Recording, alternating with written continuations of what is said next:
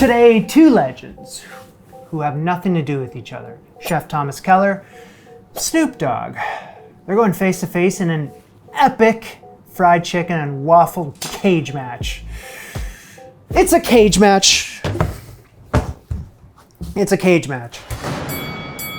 So hello everyone, welcome to my home. This is the first time ever cooking in here. It's a maiden voyage, so let's break this sucker in, right? Let's not break it, let's break it in.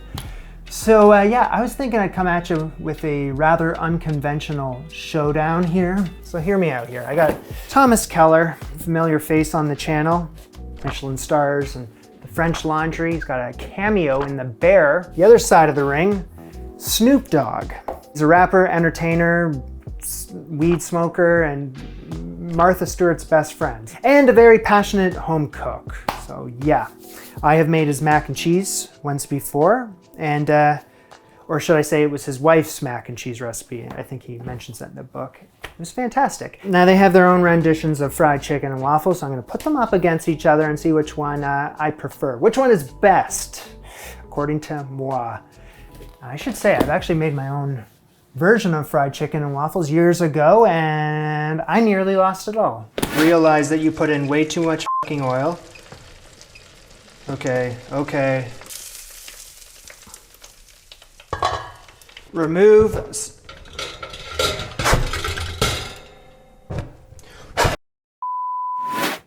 I'm still here. Anyway, don't just assume that it's the professional chef with all the accolades that's going to win this thing. As we have found out with these cage matches, sometimes the underdog does find a way. Segue into, first up, Snoop, underdog. Sorry, it was right there. Round one, Snoop Dogg, from crook to cook. OG chicken and waffles. Now, if you're gonna make these, they gotta be on par with Roscoe's in LA. A lot of the times, people wanna try shit at home that they get at a restaurant. This is one of those that I wanted to see if I could flip and make it work, because I'm like damn near synonymous with chicken and waffles now. I tried, added a little tweak here and there, and guess what?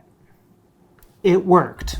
Now the real challenge here is taking time to brine and a bunch of other things that we're about to do. But let's leave it with just brine for now because, well, I had to do that yesterday. Let's go back in time, please. All right, so I'm gonna start with this 3.5 pound chicken, cutting it into 10 pieces. That will be 2 wings, 2 legs, 2 breasts, cut crosswise, and 2 thighs. 5 cups of water in a large pot, onto a high heat to boil. 1/3 cup of sugar, 1/3 cup of salt, 1 teaspoon of red pepper flakes, peel of 1 orange. 1 bay leaf, nope, ain't gonna be enough. I need 2. You know why. So stirring it and cooking it for about a minute to take it off the heat. It's gotta cool. Chicken into the bowl and you cover it with the cooled brine. Cover that and into the fridge for overnight or up to 24 hours. A lot of the time I do a bunch of steps and I just do them because it says in the book to do it, but I think it's presumptuous for everyone just to know what a brine is, right? Yeah, I think so, because I never really did. I don't really, I do, but you know, I do it. Anyway, it is a heavily salted liquid, right? And you're submerging the chicken in there for a long period of time so that the salt gets all up in the chicken, right? Penetrates the meat, for lack of a better term, and more flavor. It's gonna become more tender and more moisture. That's the deal, at least. And there's an orange peel in here too, so I'm really excited to see where that takes us also. Anyway, you know, remove the chicken and pat it dry. And let's consider that chicken dried. Brine, you don't need it anymore. You discard it. That is the sad truth of a brine. And we put that aside for a moment. Wash your hands and we'll be on our way. Bowl me, please.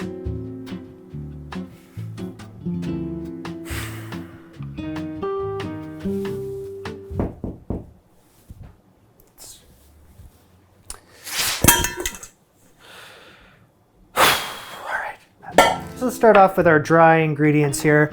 I have 3 cups of flour, that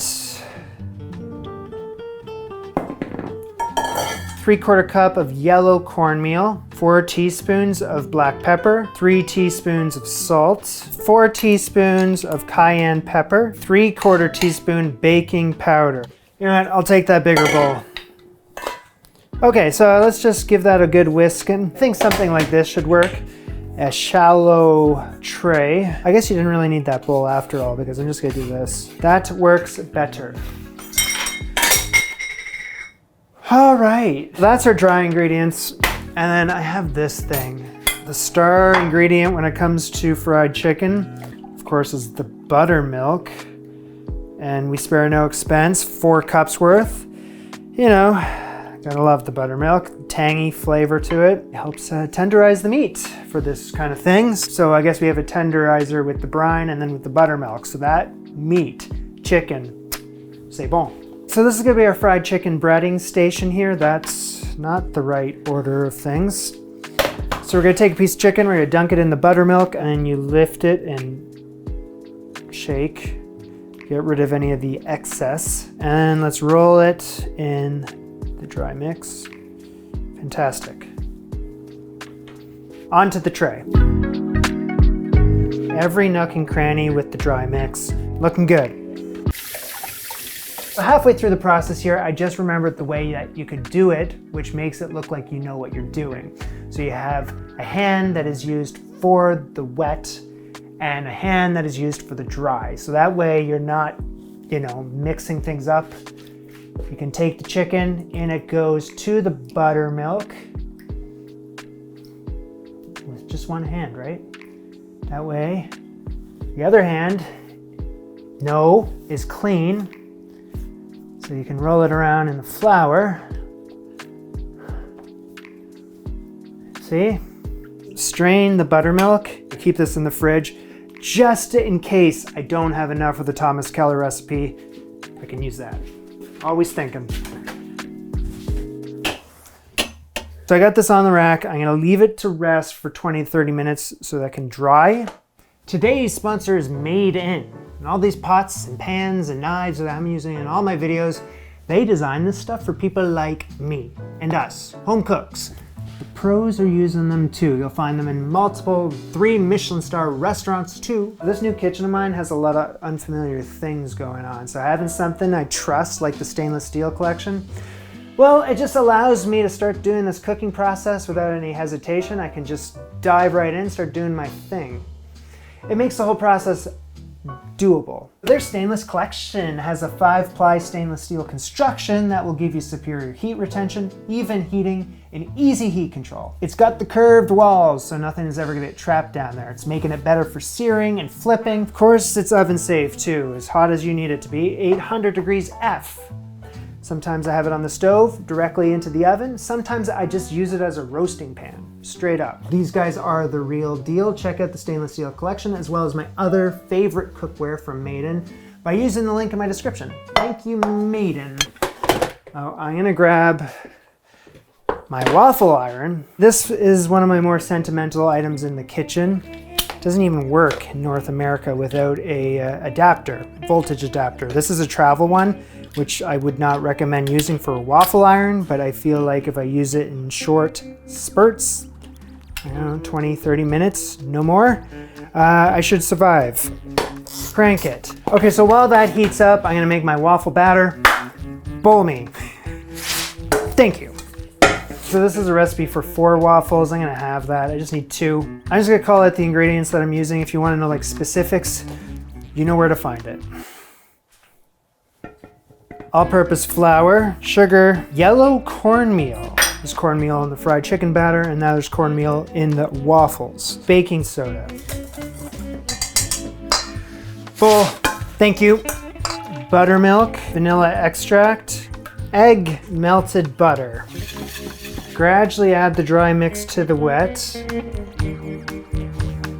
Bring that waffle iron back over here. I'm looking for a temperature of 350 degrees Fahrenheit.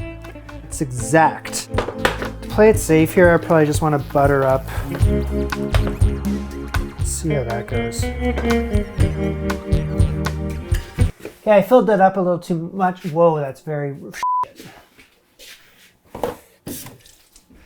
Okay, that's my bad. This is taking forever. It's been like 10 minutes. It hasn't turned color yet. And it's like 20 minutes and it's still not ready. I know what I'm looking for. Over 25 minutes to make some waffles. It should take around 3 to 5 minutes.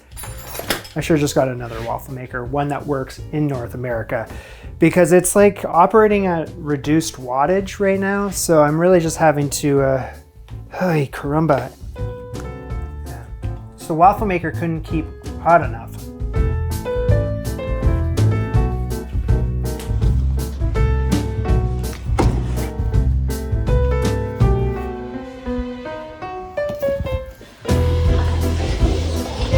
So I was standing there eating that waffle and I was like, I better get a proper waffle maker for this continent. So here we are, Belgian waffle maker, ready to go.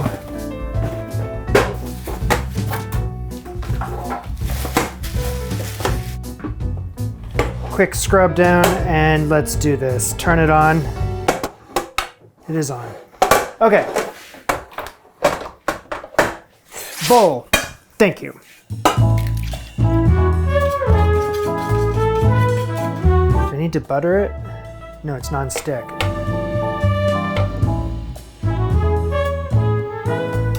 I did not learn my lesson. 5-6 minutes later, I have it golden brown. That's nice. Remove. I don't know if it's coming across on camera how bad that is, but that is atrocious, and this took half an hour. That's better. So the chicken has been waiting very patiently for this moment. It's time to deep fry it, finally. And the oil has been heated up to around 350 degrees Fahrenheit, a little higher than that, but it will be good. Okay, the temperature will lower when I add the chicken. So first I'm gonna add in the drumsticks. Drumsticks should take around 15 minutes.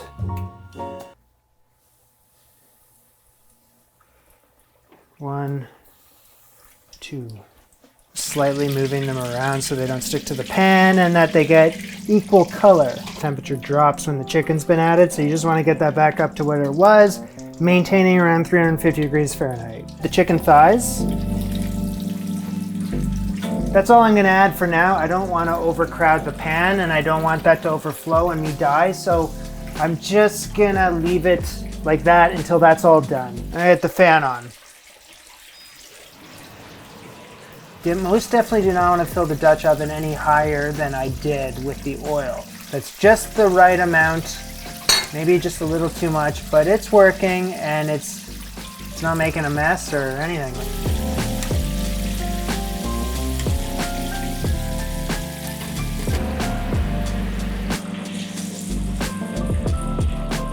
Now you gotta leave this to rest for 10 minutes or so, providing you maintain the oil around 350 degrees Fahrenheit. Timing wise, everything should line up. Drumsticks were my sacrificial lambs. I put those in first, the oil was too hot and they got a little toasty. They were in there for 15 minutes. Breasts and the thighs were in there for 10, and then the wings were in there for 8. And then I checked internal temps too, everything's looking good, 165 across the board. So I've had the waffle hanging out in the turned off waffle iron, and just clean it up.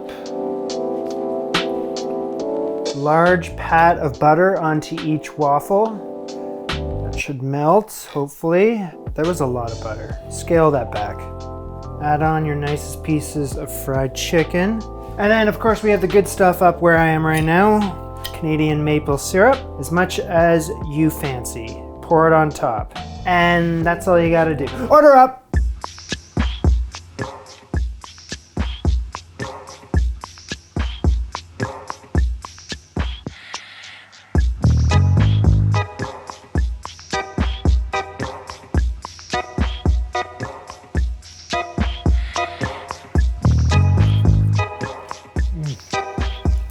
The chicken is tender. Look at this chicken. The combination of chicken and waffles, it's just like one of those things where you just, it's very difficult to stop and to know when to stop. I eat a lot and I'm gonna have to Yeah, I'm gonna have to stop. Just take a break. Intermission. Round 2. Thomas Tommy Boy Keller and the Ad Hoc at Home cookbook. If there's a better fried chicken, I haven't tasted it. It's a bold statement, Keller. So a critical first step here, and this is very similar to Snoop's, is that we got to go back in time, this time only 12 hours ago. Take me there, please. New recipe, new brine, starting with a 3-pound chicken. Suggesting removing the spine this time, using kitchen shears that I don't have, so I'm using my cheapo scissors that I got for like $3 or $4 from Target. Wonderful job. Splitting the bird in half, make note to remove the pointed breastplate. 10 pieces just like Snoop's, 2 legs, 2 thighs, 4 breast quarters, and 2 wings. For the chicken brine, I have 2 gallons or 7.57 liters of water in the biggest pot I got. He says the key ingredient here is lemon, so here's 5 of them halved. 1 head of garlic halved through the equator. 1/4 cup of black peppercorns. 1/2 cup of clover honey. 2 cups of diamond crystal kosher salt. That's specific. 1 bunch, 4 ounces of flat leaf parsley. 1 bunch, 1 ounce of thyme. Get this, 12 bay leaves. 12 of them, and I'm going to be using my XXLs because I got them. Promise you I will not be driving. That would be a felony, especially because I got number 13 right here. Look at this mother of pearl bay leaf. It looks prehistoric. And combining all the ingredients, I bring it to a boil for 1 minute, and then I remove it from the heat to cool before chilling it. And then once it's chilled, I pour it over top of the chicken. Now things are starting to make sense though, because this chicken brine is meant for 2 birds, and I'm only using the 1, so I'm gonna have the brine I have. I cover it up and chill, but I can't go more than 12 hours or the chicken will be too salty. 12 hours or so. Brined. Get the chicken out of there. That's the end of the road for the brine. We don't need that anymore. And with the chicken, I have to rinse it under cold water. I'll do that now. It's gonna rinse off any of the herbs that have been sticking to the chicken and feathered. And now let's get these on the rack here. Paper towel pat down. Paper towel pat down. The chicken's dry. I gotta leave this at room temperature for 1.5 hours until it comes to room temperature. Because right now it's cold. Okay, now we gotta figure out this guy's waffle recipe. And it isn't just a fried chicken and waffle recipe in the book, just the fried chicken. No waffle recipe, and I couldn't find one in any of the other cookbooks that I have either. But the thing is, I have seen the man make a fried chicken and waffle. He was doing it on Martha Stewart's show. There's like a clip of him with Martha, and they're making this thing. Martha. So there he is, he's making his waffle. It's a cheesy polenta waffle, which is exactly what I would like to have for this cage match here. So I watched the clip, and they're not really telling me how much of each ingredient I need. We've got some baking powder, some onion powder, some garlic powder, a little bit of salt, some pepper. I know the ingredients, but how much? I don't know. I'm not smart enough to just know that on my own. So yeah, they're just breezing over it. So I'll look online and maybe there's a written recipe of this that will help. Couldn't find one anywhere. Okay, so I watched the clip and I watched the clip and then I see something. Enhance, enhance. Rotate, enhance. There's a piece of paper on the table. That's what I was looking for right there. So in a saucepan, I need a cup of water and 1/2 cup of polenta. So he likes to cook his polenta for around 5 minutes because he doesn't want that grit in there. So that's cool. I'll do the same. All right, I'm gonna keep an eye on that, but I'm heating it up. So he says the flour he's using is 1 cup to cup flour. I had to look that up. It's just cake flour, so that's 1 cup. 1 teaspoon of baking powder, teaspoon of each garlic powder and onion powder, teaspoon of salt, 1/2 teaspoon of black pepper, pinch of cayenne. I gotta go over there. All right, so the polenta has cooked together. 2 cups of milk into the polenta. He doesn't have the milk in there long, and then he brings it over. Now we add this to the dry mix. This looks like a fabulous batter. Oh, It does. 1 egg. Okay, so this is the only ingredient that I didn't know how much specifically they were using. So it looked like 1/2 cup worth of melted butter. All right, it looks like that. So I'm gonna add that in, as well as half a cup of grated white cheddar cheese. Mine's runnier than theirs. Waffle batter. Delicious. Look at that. I'm gonna add some more flour because I think that I may have been wrong with the milk. So I'm trying to match to what they have. And I think the flour, there we go. I was guessing 2 cups worth of milk. I wasn't sure with the milk. And it could have been a cup and a half. Could have been a cup, I'm not sure.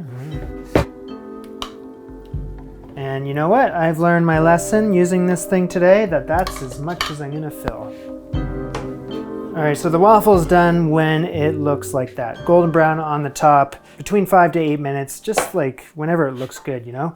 And I'm gonna keep that in the oven set to 200 degrees Fahrenheit. He says that this will maintain its crispiness and of course it will stay warm. And if it doesn't work out though, I have enough batter here to make like 4 more waffles. I still might make another one. Anyway, I'll keep you posted. I may not keep you posted, I may forget. Okay, let's bread some chicken. Bowl me. Thank you. 3 cups of all-purpose flour, 2 tablespoons of garlic powder, 2 tablespoons of onion powder, 1.5 teaspoons of paprika, 2.5 teaspoons of cayenne pepper, 2.5 teaspoons of salt, and 1/2 teaspoon of freshly cracked black pepper. Mix that together. I'm gonna give the bowl guy the rest of the night off. I have to put half of the coating into another bowl. Sorry, I'm just kind of like, there's a lot of words on the page and another bowl, I need 2 cups of buttermilk. Seasoned buttermilk with some salt and Pepsi.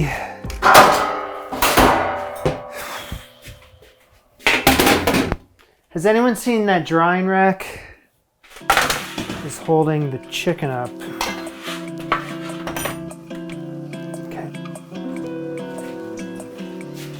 Okay, it's not that confusing if you just read it. So we got a breading station, which is gonna look something like that. Flour, buttermilk, flour. And then at the tail end of that will be this baking sheet with some parchment paper / wax paper. And then I got another baking sheet with the rack that I cleaned. And that's gonna hang out right beside the Dutch oven that is currently heating up the canola oil to 320 degrees Fahrenheit. The chicken thighs and the white meat. He says that you can deep fry the white meat and dark meat completely separately if you want, but I don't swing that way. Coat it in the flour and pat off the excess flour and then into the buttermilk. Just use your buttermilk can for that. And then you can lift it up, let the buttermilk excess drip back in, and then into the other bowl of coating. Whoopsie, using my buttermilk hand for that. And then that goes onto the wax paper. Flour hand into the buttermilk hand, excess, into the flour hand, there we go. And repeat. Rotate the chicken around for the first few minutes to get it all equal. And then I just kind of leave it in there for like 11 to 12 minutes, watching the temperature so it's always maintaining that 320 until the chicken looks golden brown. It's got to be uber crisp.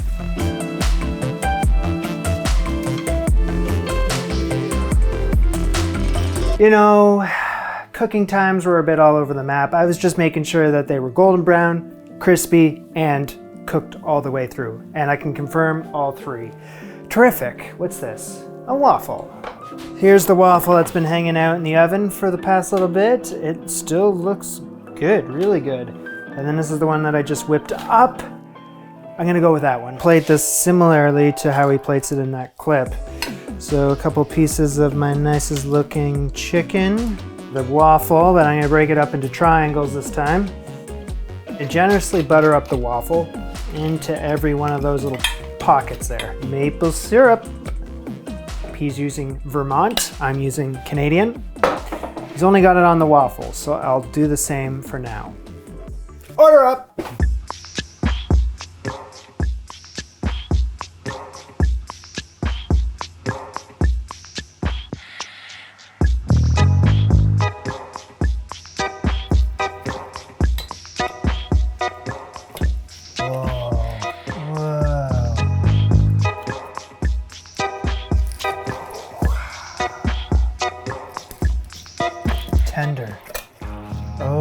tender.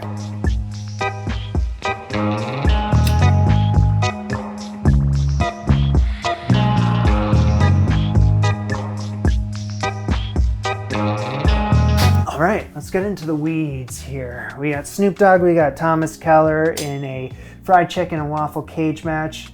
Exceptional performances. They both brought the heat. They're both very much in contention. And we got ourselves a nail biter here.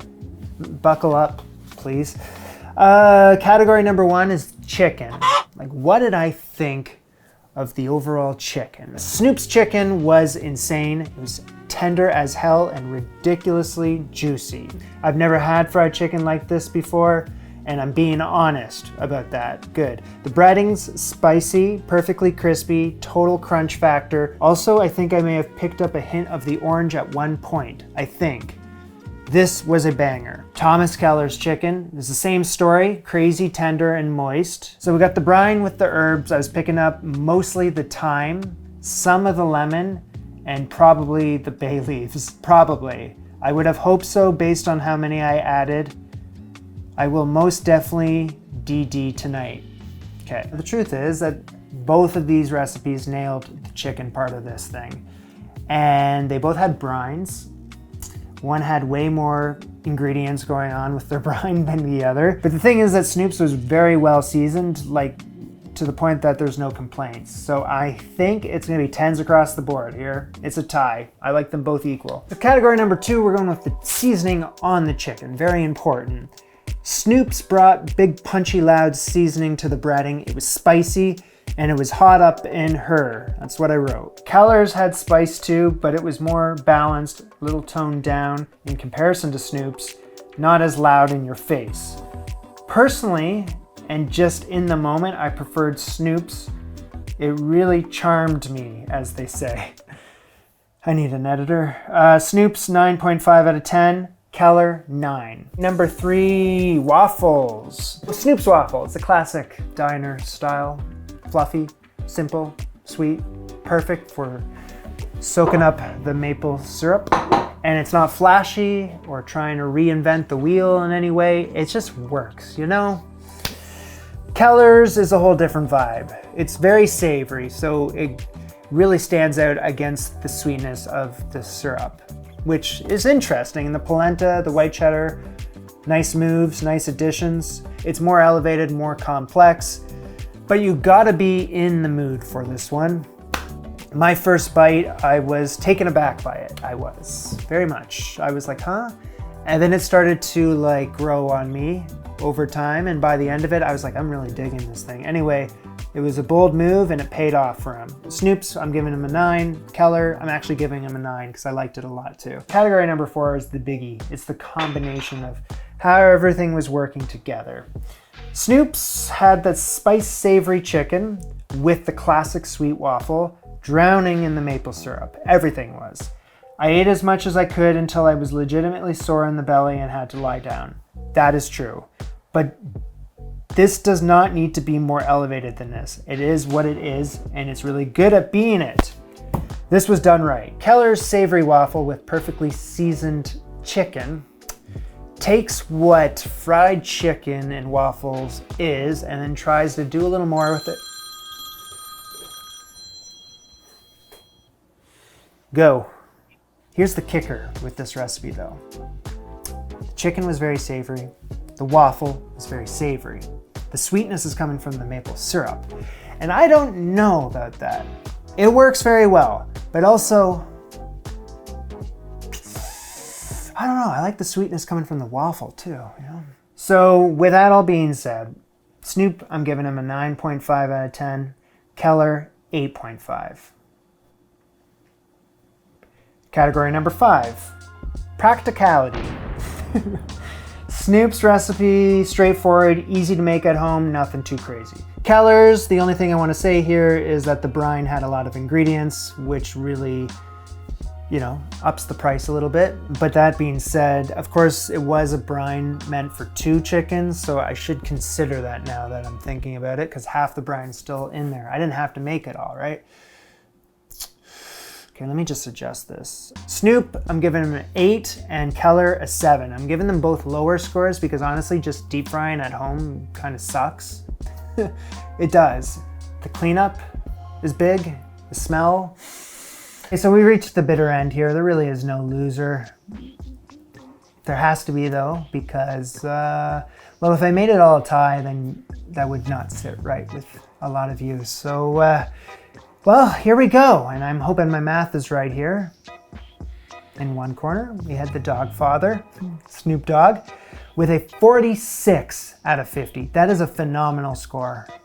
Tommy Boy Keller. Well, what do you got? 44 out of 50. What a time to be alive. Snoop Dogg takes it. What a performance. Let me be right back. So I understand it's not the holidays yet, but we got a winner. So make yourself comfortable right there. Never rule out an underdog, because it's never over till it's over. And it's over now. This was Jamie, and Snoop, and TK. Bon appetit. Au revoir.